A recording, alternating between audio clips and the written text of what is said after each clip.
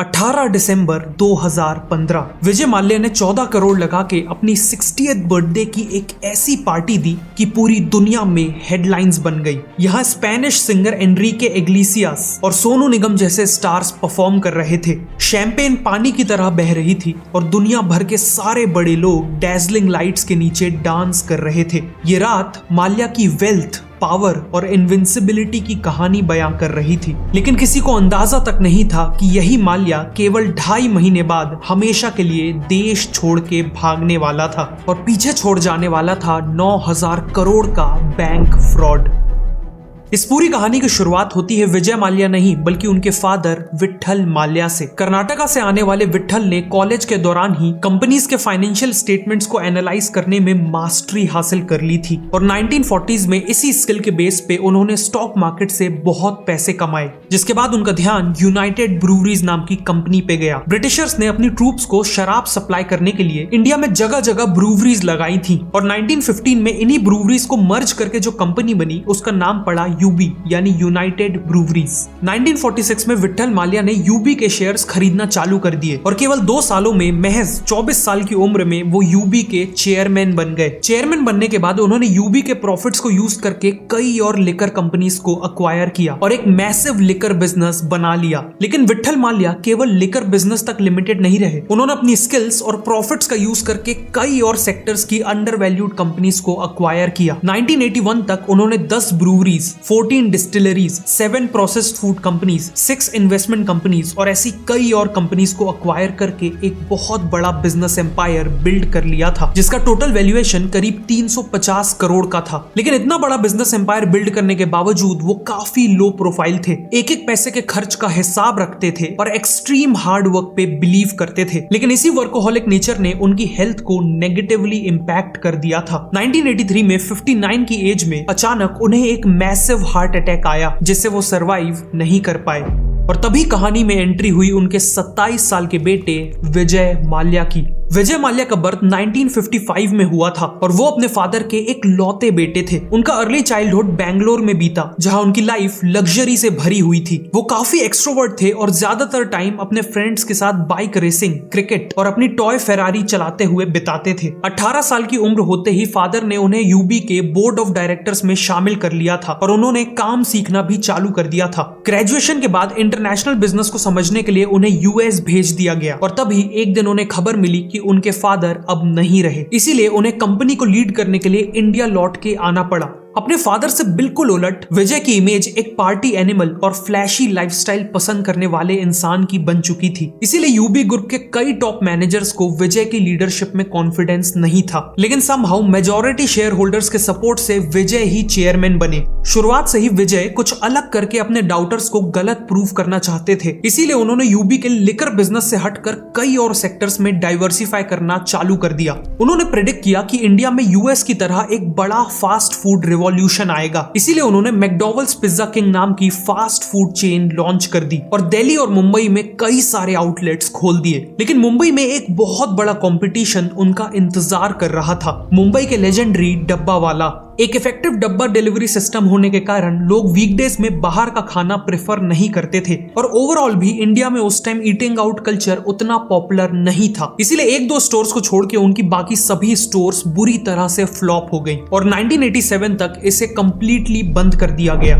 इसके अलावा विजय ने देखा कि 1977 में कोका कोला के इंडिया छोड़ के जाने के बाद कार्बोनेटेड ड्रिंक मार्केट में एक गैप आ गया था। इसीलिए उन्होंने थ्रिल नाम का खुद का कोला लॉन्च कर दिया। लेकिन कंज्यूमर्स को ये ड्रिंक बिल्कुल पसंद नहीं आई और इसे भी डिसकंटिन्यू कर दिया गया। नेक्स्ट 20-25 सालों में उन्होंने कंपनीज को खरीद के या खुद कंपनीज को स्टार्ट करके कई और सेक्टर्स में डाइवर्सिफाई करने की कोशिश की, जैसे engineering and manufacturing, chemical, software, transportation, mining, hospitality और इवन टेलीकॉम। लेकिन इनमें से ज्यादातर बिजनेसेस फेल हो गए। इतना ही नहीं, उन्होंने अपने फादर से मिलने वाले कई सक्सेसफुल बिजनेसेस को बेच भी दिया, जिनमें से एक था बर्जर पेंट्स। बर्जर पेंट्स को उन्होंने करीब 400 करोड़ में बेचा था और आज उसकी वैल्यू 50,000 करोड़ से भी ज्यादा है। लेकिन इतने सारे फेलियर्स के बाद भी उनकी एक बड़ी सक्सेस ने सब कुछ कवर कर दिया और उन्हें यह सक्सेस मिली अपने लिकर यानी शराब के बिजनेस से। जब वो पहली बार 1983 में चेयरमैन बने तो यूबी ग्रुप किसी भी टाइप की लिकर में मार्केट लीडर नहीं था। 1987 में उनके फादर ने किंगफिशर नाम का बियर ब्रांड लॉन्च किया था, लेकिन वो भी मोहन मियाकिन कंपनी के गोल्डन ईगल ब्रांड से बहुत पीछे था। तभी विजय ने देखा कि इंडिया में कोई भी बियर यूथ को टारगेट नहीं कर रही थी, इसीलिए उन्होंने किंगफिशर को रीब्रांड किया। उसके लोगो को ब्लैक एंड व्हाइट से कलरफुल और वाइब्रेंट बनाया और बर्ड को सिटिंग पोजीशन की जगह फ्लाइंग पोजीशन पे लाया। जहां गोल्डन ईगल के लोगो में ईगल होने के कारण वो थोड़ा ट्रेडिशनल और रफ लगता था, वहीं किंगफिशर का नया लोगो एनर्जी, फ्रीडम और यूथफुलनेस को सिंबलाइज कर रहा था। साथ में उसका स्लोगन था the king of good times. इन सभी चेंजेस के साथ विजय ने किंगफिशर को एक प्रीमियम बियर की तरह पोजीशन किया और एस्पिरेशनल यूथ को टारगेट किया। वैसे यूथ से याद आया कि इंडिया की young generation time pass generation बनती जा रही है। ये लोग अपने दिन के घंटों केवल रील्स स्क्रॉल करते हुए बिता रहे हैं। ऐसा इसलिए क्योंकि स्किल्स की कमी के कारण इन्हें जॉब ही नहीं मिल पा रही। मतलब फ्यूचर में ना इनके पास पैसे होंगे, ना ही कोई रिस्पेक्ट होगी और ना ही कोई हैप्पीनेस। लेकिन अगर आप चाहते हैं कि आपका फ्यूचर ऐसा ना हो तो आपको अभी एक्शन लेना होगा। फ्यूचर में वही लोग सक्सेसफुल होंगे जिन्हें एआई का यूज करके काम करना आता हो। इसीलिए आप ये 3 घंटों की hands on AI training join कर सकते हैं, जिसका लिंक आपको नीचे डिस्क्रिप्शन और पिन कमेंट में मिल जाएगा। इस ट्रेनिंग में आप चैट जीपीटी और साथ में 20+ एआई टूल्स को फ्री में सीख सकते हो। रिपीटेटिव टास्क को ऑटोमेट करना है, कुछ ही सेकंड्स में एक्सेल डेटा को एनालाइज करना है या फिर जॉब्स कैसे ढूंढनी है, ये सब और बहुत कुछ यहाँ कवर किया जाएगा। ये ट्रेनिंग सभी के लिए है, चाहे आप टेक से हो या नॉन टेक, जैसे sales and marketing, HR, entrepreneur या इवन फ्रीलांसर। आप में से पहले 1500 व्यूअर्स जो नीचे दिए हुए लिंक को यूज करके ज्वाइन करेंगे, उन्हें ये ट्रेनिंग बिल्कुल फ्री में मिलेगी। इसीलिए ये अपॉर्चुनिटी मिस मत करिए। लिंक नीचे डिस्क्रिप्शन और पिन कमेंट में है। अब वीडियो पे वापस आते हैं। इसी दौरान एक और इंटरेस्टिंग चीज हुई। 1986 में बैंगलोर में रमदा नाम का पहला पब खुला और फिर बहुत जल्द द पब नाम से दूसरा पब खुला। जहां ट्रेडिशनल बार्स में लाइटिंग, सीटिंग और क्लीनलीनेस बेकार होती थी, वहीं पब्स ने लोगों को सुपीरियर लाइटिंग, क्लीनलीनेस और म्यूजिक के चलते बेटर एम्बियंस दिया, जिस कारण यहाँ हाई क्लास लोग और इवन फीमेल्स का क्राउड आने लगा। इसी अपॉर्चुनिटी को देखते हुए विजय ने इन पब्स में अपनी किंगफिशर की ड्राफ्ट बियर लॉन्च कर दी और ये एक इंस्टेंट हिट बन गई। आगे चल के बैंगलोर में इतने पब्स खुले कि बैंगलोर को इंडिया का पब कैपिटल कहा जाने लगा। इवेंचुअली यही पब कल्चर इंडिया के और भी शहरों में फैला, जिसका सबसे ज्यादा फायदा मिला विजय माल्या को। इसके अलावा उन्होंने जहां हो सके वहां किंगफिशर के ब्रांड को विजिबल करवाया, डर्बी, फुटबॉल और फैशन शोज को स्पॉन्सर किया, किंगफिशर का स्विम सूट कैलेंडर लॉन्च किया। इसी कैलेंडर ने दीपिका पादुकोण, ईशा गुप्ता और कैटरीना कैफ जैसी एक्ट्रेसेस को लॉन्च किया। माल्या ने तो इवन अपने घर के नाम में किंगफिशर डाल दिया। इन सब से किंगफिशर का ब्रांड केवल एक प्रोडक्ट से बढ़कर फन, सेलिब्रेशन और अर्बन लाइफ का सिंबल बन गया। बियर के बाद विजय ने फोकस किया अपने विस्की बिजनेस में। उनके पास ऑलरेडी मैकडॉवेल्स नंबर 1 और बैग पाइपर जैसे अच्छे विस्की ब्रांड्स थे और साथ में उन्होंने दूसरे सक्सेसफुल ब्रांड्स को तेजी से अक्वायर करना चालू कर दिया। बहुत जल्द उनके पास पॉपुलर विस्कीज जैसे रॉयल चैलेंज, ब्लैक डॉग और एंटीक्विटी का शानदार पोर्टफोलियो तैयार हो गया। लेकिन वो यहाँ नहीं रुके, उन्होंने ब्रांडी, रम, जिन, वोडका और इवन वाइन में भी अपने बिजनेस को एक्सपैंड कर लिया। साथ ही उन्होंने देखा कि कोका कोला जैसी एफएमसीजी कंपनीज हर तरह के कंज्यूमर्स को टारगेट करने के लिए अलग अलग ड्रिंक्स लॉन्च करती हैं। फॉर एग्जांपल, कोका कोला के पास मासेस के लिए कोक, हेल्थ कॉन्शियस लोगों के लिए डाइट कोक और स्ट्रॉन्ग टेस्ट वालों के लिए थम्स अप थी। सिमिलरली माल्या ने मासेस के लिए back Piper whisky, premium segment के लिए मैकडॉवेल्स नंबर 1 और हेल्थ कॉन्शियस कस्टमर्स के लिए मैकडॉवेल्स डाइट मेट को लॉन्च किया, जो दुनिया की पहली लो कैलोरी विस्की थी। सिमिलरली किंगफिशर के केस में उन्होंने किंगफिशर प्रीमियम, स्ट्रॉन्ग और लैगर लॉन्च की। विजय की मार्केटिंग स्ट्रेटजी भी कमाल की थी। इंडिया में शराब की एडवर्टीजमेंट में बैन था, इसीलिए विजय ने इंडिया में पहली बार सरोगेट एडवर्टीजमेंट को इंट्रोड्यूस किया। बेसिकली अपनी मैकडॉवेल्स नंबर 1 विस्की को प्रमोट करने के लिए उन्होंने मैकडॉवेल्स का सोडा और वाटर लॉन्च कर दिया और बॉलीवुड और क्रिकेट सेलिब्रिटीज से इनका खूब ऐड करवाया, जिससे इनडायरेक्टली उनकी विस्की का ऐड हो गया। उन्होंने ये सेम स्ट्रेटजी अपने बाकी सभी ब्रांड्स के लिए भी अपनाई और ये स्ट्रेटजी काफी सक्सेसफुल हो गई। इन सब के चलते 2004 तक यूनाइटेड ब्रूवरीज पूरी दुनिया की चौथी सबसे बड़ी लिकर कंपनी बन चुकी थी। विजय को यह भी पता था कि अगर उन्हें बिना किसी प्रॉब्लम के इंडिया में बिजनेस एक्सपैंड करना है तो उन्हें पॉलिटिकल पावर की जरूरत होगी। इसीलिए 2002 में मल्टीपल पॉलिटिकल पार्टीज के सपोर्ट से वो राज्यसभा के मेंबर भी बन गए। 2005 तक माल्या के पास पैसा और पावर का डेडली कॉम्बिनेशन था और वो अपनी सक्सेस की पीक पे थे। लेकिन विजय को एक बात हमेशा खटकती थी। आखिरकार वो शराब का बिजनेस करते थे जिसे आम जनता बिल्कुल भी रिस्पेक्ट नहीं करती थी और माल्या डेस्परेटली एक रिस्पेक्टफुल बिजनेस में घुसना चाहते थे। इसीलिए उन्होंने एक वर्ल्ड क्लास एयरलाइन बनाने का ठान लिया। लेकिन उन्हें कोई अंदाजा नहीं था कि उनका ये एक डिसीजन उनके पूरे बिजनेस एम्पायर को बर्बाद कर देने वाला था। विजय ने अपनी नई एयरलाइन का नाम रखा किंगफिशर एयरलाइंस। उनका आइडिया था लोगों को इकोनॉमी क्लास और बिजनेस क्लास के बीच में एक नई क्लास की सीट्स ऑफर करना और इस नई क्लास को उन्होंने नाम दिया किंगफिशर क्लास। उन्होंने अपनी फ्लाइट में खाने पीने की ह्यूज वैरायटी ऑफर की, हर एक सीट में dedicated in flight entertainment system install किया और खुद एक एक एयर होस्टेस को इंटरव्यू किया। इन सभी एयर होस्टेस की यूनिफॉर्म टॉप फैशन डिजाइनर्स ने डिजाइन की, इन्हें हाई लेवल ट्रेनिंग्स दी गई और इवन ये बताया गया कि उन्हें किस तरह की एक्सरसाइजेस और डाइट फॉलो करनी है। लेकिन इन सभी फीचर्स के बावजूद किंगफिशर का प्लान था अपनी टिकट प्राइसेस को जेट एयरवेज और एयर इंडिया के बराबर रखना या इवन उनसे कम रखना। विजय चाहते थे कि वो इस एयरलाइन को अपने बेटे के बर्थडे यानी 7 मई 2005 को लॉन्च करें, लेकिन पूरी कोशिश के बाद भी ये 9 मई को लॉन्च हुई। इसकी फर्स्ट फ्लाइट मुंबई से बैंगलोर की थी जिसमें माल्या खुद ऑन बोर्ड था और गेस्ट से इंटरैक्ट कर रहा था। बाद में भी किंगफिशर की हर फ्लाइट में टेक ऑफ के बाद एक वीडियो प्ले होती थी जिसमें माल्या खुद पैसेंजर्स को वेलकम करता था। शुरू होने के कुछ ही टाइम में कई कस्टमर्स किंगफिशर एयरलाइंस में शिफ्ट होने लगे, जिस कारण किंगफिशर ने तेजी से नए प्लेन्स खरीद के इंडिया के और भी कई रूट्स में ऑपरेट करना चालू कर दिया। बहुत जल्द माल्या ने डिसाइड किया कि वो किंगफिशर को केवल एक डोमेस्टिक एयरलाइन नहीं बल्कि एक इंटरनेशनल एयरलाइन बनाना चाहते हैं। लेकिन इंटरनेशनल फ्लाइंग लाइसेंस पाने के लिए इंडिया में एक एयरलाइन के पास मिनिमम 5 साल का फ्लाइंग एक्सपीरियंस होना चाहिए था, पर माल्या में उतना पेशेंस नहीं था। इसीलिए उन्होंने एक ऐसी एयरलाइन को खरीदने का फैसला किया जिसने ऑलरेडी इंडियन मार्केट में 5 साल कंप्लीट कर लिए हो और वो एयरलाइन थी एयर डेक्कन, जो एक लो कॉस्ट एयरलाइन थी। उन्होंने एयर डेक्कन को करीब 1000 करोड़ में खरीद लिया और इसी के साथ उन्हें इंटरनेशनल फ्लाई करने का लाइसेंस भी मिल गया। उनकी पहली ओवरसीज फ्लाइट बैंगलोर से लंदन की थी और इसका फर्स्ट क्लास सेक्शन काफी लग्जूरियस था। एक्विजिशन के बाद माल्या ने कभी एयर डेक्कन पे ध्यान ही नहीं दिया और कुछ ही टाइम पे उसे रीब्रांड करके किंगफिशर रेड कर दिया और बाद में उसे ये कहते हुए बंद कर दिया कि किंगफिशर लो कॉस्ट सर्विसेज में बिलीव नहीं करती। 2008 में करीब 27% मार्केट शेयर के साथ किंगफिशर एयरलाइन इंडिया की सबसे बड़ी एयरलाइन बन गई थी। ऑलमोस्ट हर प्लेन फुल रहती थी, लेकिन एक प्रॉब्लम थी। अपने हाई एक्सपेंडिचर के कारण ये एयरलाइन अभी भी लॉसेस में थी और तभी मार्केट में एंट्री हो गई 2 नए कॉम्पिटिटर्स की, इंडिगो और स्पाइस जेट। ये दोनों ही ब्रांड्स लो कॉस्ट कैरियर्स थे और इनका मेन ऑब्जेक्टिव था कम से कम प्राइस में लोगों को ट्रांसपोर्ट करना। किंगफिशर ने सोचा था कि एक बार जब वो सफिशिएंट कस्टमर्स को अक्वायर कर लेंगे तो वो अपने टिकट के प्राइसेस बढ़ा देंगे, लेकिन वो जैसे ही टिकट प्राइस बढ़ाते वैसे ही कस्टमर्स क्वालिटी इग्नोर करके लो कॉस्ट कैरियर्स में शिफ्ट हो जाते। माल्या ने इस बात को इग्नोर किया कि Indian customers highly price sensitive हैं। बेसिकली जिस प्रीमियम बिजनेस मॉडल पे माल्या ने हजारों करोड़ों रुपए खर्च कर दिए थे वो बिजनेस मॉडल ही फ्लॉड था।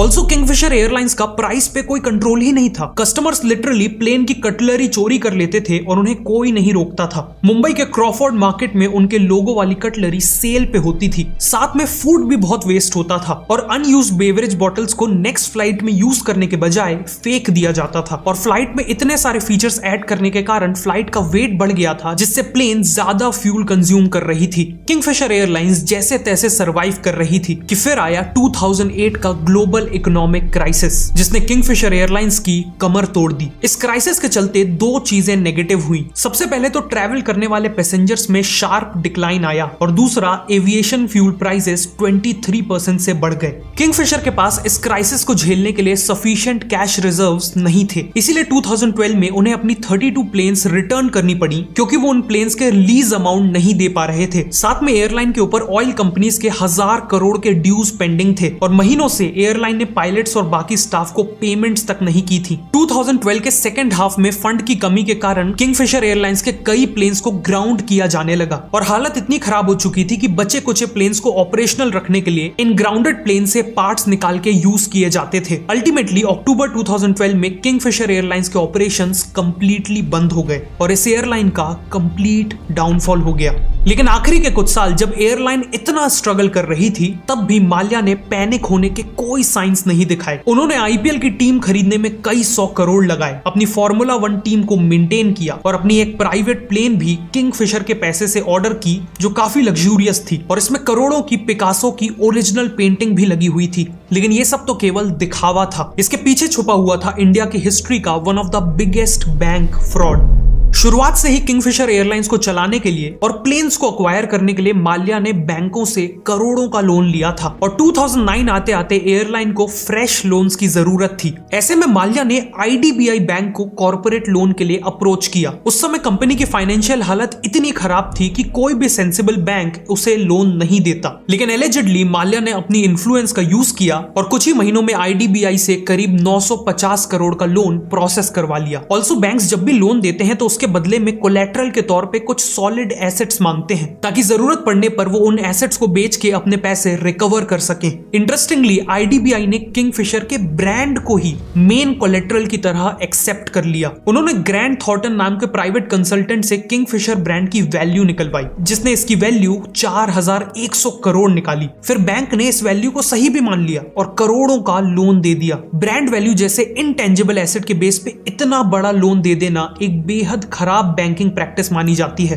2010 तक किंगफिशर एयरलाइंस के ऊपर 7000 करोड़ का डेट चढ़ चुका था और वो ऑलरेडी करीब 2800 करोड़ का लोन चुकाने में फेल हो गए थे। जिन भी बैंक्स ने माल्या को लोन दिया था उन्हें समझ आने लगा था कि उनका पैसा डूबने वाला है। ऐसे में बैंक्स के पास दो ऑप्शंस थे, वो इन लोन्स को नॉन परफॉर्मिंग एसेट्स डिक्लेयर करके लॉस बुक कर सकते थे या फिर किंगफिशर को और भी ज्यादा लोन दे सकते थे इस उम्मीद से कि नया लोन कंपनी को रिवाइव कर देगा और फिर वो कंपनी पूरा पैसा लौटा देगी। माल्या के केस में बैंक ने दूसरा ऑप्शन चुना। नवंबर 2010 में एसबीआई की लीडरशिप में 17 बैंकों का एक कंसोर्टियम बना। ना केवल इन्होंने किंगफिशर को कम रेट पे फ्रेश लोन दिया बल्कि बैंक्स ने 1355 करोड़ के पुराने लोन को इक्विटी शेयर्स में कन्वर्ट कर दिया। बेसिकली बैंक्स ने 1355 करोड़ का लोन अमाउंट वापस लेने की जगह किंगफिशर के इक्विटी शेयर्स ले लिए और ये शेयर्स भी उन्होंने मार्केट वैल्यू पे नहीं बल्कि 60% महंगी वैल्यूएशन में लिए। इसके अलावा बैंक्स ने लोन को वापस करने का टाइम भी बढ़ा के 9 साल कर दिया।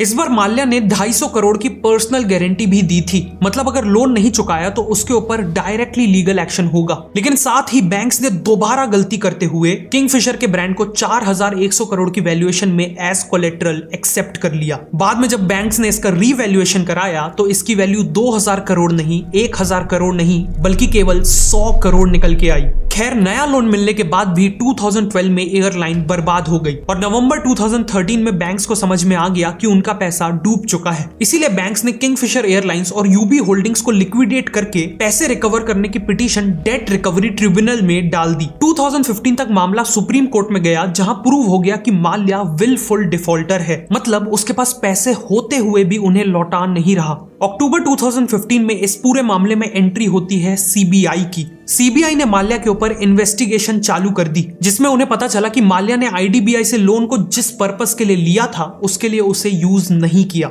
लोन के कुछ पैसों से उसने अपना पुराना लोन रीपे किया और बाकी पैसों को फॉरेन ट्रांसफर करके पर्सनल प्रॉपर्टीज खरीद ली। इन सब के चलते दिसंबर 2015 तक माल्या के ऊपर मल्टीपल केसेस और इन्वेस्टिगेशंस चालू हो चुकी थी। बैंक्स के अलावा माल्या ने अपने 3000 एम्प्लॉयज के भी पैसे नहीं दिए थे जिस कारण ये सब स्ट्रगल कर रहे थे। एयरलाइन की कैबिन क्रू और बाकी एम्प्लॉयज नौकरी ढूंढने के लिए भटक रहे थे, प्रोटेस्ट करके अपने हक का पैसा मांग रहे थे और फाइनेंशियल सिचुएशन बिगड़ने के कारण तो एक एम्प्लॉय की वाइफ ने अपनी जान तक ले ली थी। लेकिन वहीं दूसरी तरफ माल्या बिना किसी गिल्ट के अपनी 60th बर्थडे की पार्टी प्लान कर रहा था। दिसंबर 2015 में उसने $2 मिलियन लगा के गोवा में अपनी बर्थडे पार्टी मनाई। इस पार्टी को मदर ऑफ ऑल बैशेस नाम दिया गया, लेकिन पब्लिक और बैंक्स ने इसे बिल्कुल भी पॉजिटिवली नहीं लिया।